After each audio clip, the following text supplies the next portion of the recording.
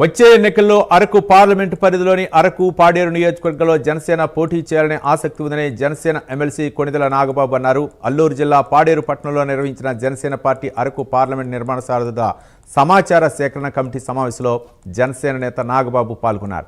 Araku parliament పరిధిలో పార్టీని క్షేత్రస్థాయిలో మరింత బలంగా తీర్చిదిద్దేందుకు ప్రత్యేక కమిటీలను ఏర్పాటు చేస్తున్నామని తెలిపారు. గత 12 ఏళ్లుగా పార్టీ కోసం పనిచేసిన నాయకులు కార్యకర్తలకు తగిన గుర్తింపు ఇస్తామని, అలాగే ఉత్సాహంగా పనిచేసే వారికి బాధ్యతలు అప్పగిస్తామన్నారు. గిరిజన సంక్షేమానికి ఉప ముఖ్యమంత్రి పవన్ కళ్యాణ్ అత్యధిక ప్రాధాన్యం ఇస్తున్నారని నాగబాబు స్పష్టం చేశారు. మౌలిక వసతుల అభివృద్ధి, గిరిజనుల జీవన ప్రమాణాల మెరుగుదలే ప్రధాన లక్ష్యమని నాగబాబు తెలిపారు. వీళ్ళందరూ కూడా అరకు పార్లమెంటు సంబంధించినటువంటి మా జనసైనికులు వీర మహిళలు.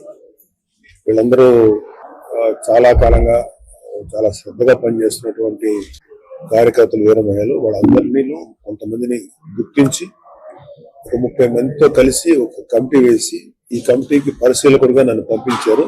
సో రాబోయే 2-3 రోజుల పాటు మేమందరం ఎవరెవరు జనసేన కార్యవర్గాల్లో కమిటీస్ లో ఏ స్థాయిలో ఉండాలనుకున్నారో వాళ్ళందరి నుంచి అప్లికేషన్స్ తీసుకొని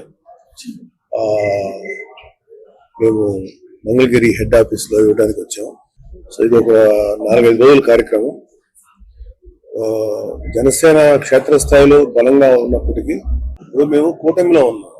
కూటమిలో మేమేంటి దాన్ని ఎవరెవరు ఎక్కడెక్కడ పోటీ చేయాలనేది పవన్ కళ్యాణ్ గారు, చంద్రబాబు నాయుడు గారు, అలాగే బీజేపీ మాధవ్ గారు అయితే ఇక్కడ అధ్యక్షులు, అందరూ కలిసి డిసైడ్ చేస్తారు. అయినా అది ఎవరెవరు ఎక్కడ పోటీ చేస్తారనేది అప్పుడే మనం అంత తొందరగా మేము అనౌన్స్ చేయడం వచ్చిన పర్పస్ దీనికోసం వచ్చాం. సో అవన్నీ కూడా పెద్దవాళ్ళు ఎవరైతే పార్టీ హెడ్స్ ఉన్నారో వాళ్ళు తీసుకునే నిర్ణయం.